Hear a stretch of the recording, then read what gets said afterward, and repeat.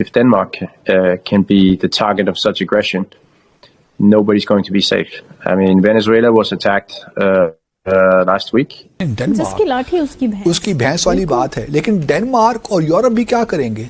NATO खत्म कर देंगे, so what? I'm very grateful that you take interest in this in India also. I hope India will back us up in this as well, because we do think that this is in the interest of everybody all over the world. दुनिया जो है वो अभी भी unipolar ही है. दुनिया अभी भी जो है वो मल्टीपोलैरिटी की तरफ जो है वो जाने के लिए तैयार नहीं है. ना या तो कैपेसिटी का मसला है या फिर पॉलिटिकल विल का मसला है. मैं समझता हूँ कि तैयारी पूरी हो चुकी है और मैं समझता हूँ कि इन अटैक ईरान पे होगी. डोनाल्ड ट्रंप वेनेजुएला में कर सकता है और इजराइल जो है वो अगर गजा में कर सकता है और फिर दोनों मिलकर ये सब कुछ ईरान में कर सकते हैं, तो इंडिया जो है वो आज़ाद कश्मीर में ये सब कुछ क्यों नहीं कर सकता? यूरोप को तो देखिए वैसे ही मामलात इतने गंभीर हो चुके हैं यूरोप के लिए. एक तो उनकी इक्तिसादी सूरत हाल बहुत ख़राब होती जा रही है, चीन से जो उनको कंपटीशन मिल रहा है. पुतिन के ऊपर जो है वो बाकायदा शवाहिद हैं कि जी कोई 80 के करीब जो है ड्रोन भेजे. शायद उनके लिए भी यही था कि उनकी भी जान के ऊपर ही हमला होगा, लेकिन वो वहाँ मौजूद नहीं थे. Nobody will send troops, missiles, jets, ships to defend Iran. No, not even Pakistan. Pakistan का क्या सवाल ही पैदा नहीं होता. नमस्कार दोस्तों, स्वागत है आपका फ्लैश लाइन पे. क्या ग्रीनलैंड ने सच में ट्रंप से बचने के लिए भारत को याद किया? हाल ही में आई खबरों के अनुसार ग्रीनलैंड के मंत्री ने भारत से मदद की गुहार लगाई. इसका मुख्य कारण डोनाल्ड ट्रंप का ग्रीनलैंड को खरीदने वाला पुराना बयान है. मंत्री का कहना है कि ग्रीनलैंड अपनी संप्रभुता और जमीन की रक्षा करना चाहता है. उन्होंने साफ कर दिया कि ग्रीनलैंड कोई बिकाऊ संपत्ति नहीं है, बल्कि एक आजाद देश है. भारत को एक शक्तिशाली और निष्पक्ष साथी के रूप में देखा जा रहा है. इस अपील का उद्देश्य पश्चिमी देशों के दबाव को कम करना और नए विकल्प तलाशना है. दोनों देशों के बीच खनिज और जलवायु परिवर्तन जैसे मुद्दों पर बातचीत की संभावना है. यह कदम दिखाता है कि अब दुनिया की नजरें मदद के लिए भारत की ओर मुड़ रही है. अब देखना यह है कि वैश्विक राजनीतिक में भारत की प्रतिक्रिया क्या होगी. अमेरिका आज ये फैसला करे, क्योंकि अमेरिका के वहाँ पे बेसिस तो हैं, स्पेस बेसिस तो उसके हैं वहाँ पे ऑलरेडी. ग्रीनलैंड में अमेरिका की प्रेजेंस तो है, तो उनके लिए कोई ज़्यादा मेहनत नहीं चाहिए फ्रैंकली स्पीकिंग अमेरिका को कि वो 4-5 हज़ार फौजी वहाँ भिजवा दें और कब्जा कर लें. किसने क्या रेजिस्ट करना है? ग्रीनलैंड के लोगों ने भी क्या रेजिस्ट करना है? वो ठीक है, कहते तो हैं कि हम अमेरिका का हिस्सा नहीं बनना चाहते, लेकिन at the end of the day they may prefer to become part of the US rather than to remain in Denmark. जिसकी लाठी उसकी भैंस वाली बात है. लेकिन डेनमार्क और यूरोप भी क्या करेंगे? नेटो खत्म कर देंगे, so what?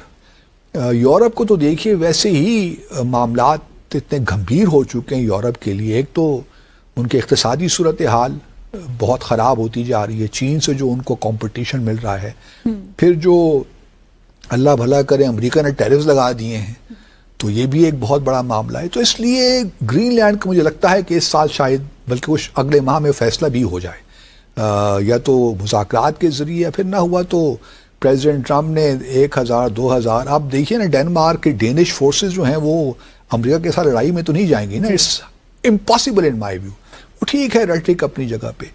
Coming back to little bit Venezuela, देखिए वेनेजुएला में भी लोग बहुत सी बातें कर रहे हैं. कोई कह रहा है ऑयल के लिए गए हैं, और ऑयल एक बहुत बड़ी वजह तो है, क्योंकि अभी जब तक डेल्सी रोड्रिगेज जो हैं इंटरिम प्रेसिडेंट, वो कोऑपरेट करती हैं, क्योंकि उन्होंने भी कह दिया कि जी अब हम सब चीज़ें जो है अमेरिका से ख़रीदेंगे, जो चाइना का इन्फ्लुएंस है उसको कम करेंगे, जो उसकी इन्वॉल्वमेंट है हमारी डेवलपमेंट में उसको भी हम कम करेंगे. अब जो ऐलान हुआ है कि 30 से 50 मिलियन बैरल वो अमेरिका जाएगा. अब देखिए अमेरिका को क्यों ये ज़रूरत है 30 से 50 मिलियन ऑयल की. ये बात अपने नाज़रीन के लिए दिलचस्पी का बाइस होगी, हमारे नाज़रीन के लिए, कि इस वक्त दुनिया में जो आप कह लीजिए जो हैवी ऑयल है या थिक ऑयल है, जिसमें सल्फ़र एलिमेंट ज़्यादा होता है, वो या तो वेनेजुएला में पैदा हो रहा है, या फिर कनाडा में हो रहा है, या फिर रूस में भी यही ऑयल है. इसलिए इसको क्योंकि मोदी साहब का जो ताल्लुक़ है वो आरएसएस के साथ है, और आरएसएस की जो आइडियोलॉजी है वो सबको पता है. और आरएसएस जो है वो ये समझती है कि अखंड भारत के नाम पर उन्होंने सिर्फ पाकिस्तान और बांग्लादेश, नेपाल, श्रीलंका, मालदीव اور بھوٹان کو نہیں بلکہ افغانستان کو بھی انہوں نے ہڑپ کرنا ہے. تو ان کا جو ان کی پارلیمنٹ میں جو اکھنڈ بھارت کا نقشہ لٹکا ہوا ہے اس میں پاکستان بھی ہے, افغانستان بھی ہے, بنگلہ دیش بھی ہے. تو ان کے بڑے جارحانہ ایکسپینشنسٹ قسم کے توسیع پسندانہ عزائم ہیں اور وہ ڈھکے چھپے عزائم نہیں ہیں, پوری دنیا کو اس کا پتہ ہے. تو کیونکہ آج 5 جنوری ہے اور 5 جنوری کی کشمیر کے حوالے سے بڑی اہمیت ہے, تو میں پہلے آپ کو بتاؤں گا کہ 5 جنوری کی کشمیر کے حوالے سے کیا اہمیت ہے. 5 جنوری 1949 کو اقوام متحدہ کی سلامتی کونسل نے قرارداد پاس کی تھی کہ کشمیری عوام آزادانہ, منصفانہ اور غیر جانبدارانہ استصواب رائے کے ذریعے اپنے مستقبل کا فیصلہ خود کریں گے. اور یہ وعدہ جو ہے یہ 7 دہائیاں گزرنے کے باوجود آج تک وفا نہیں ہوا.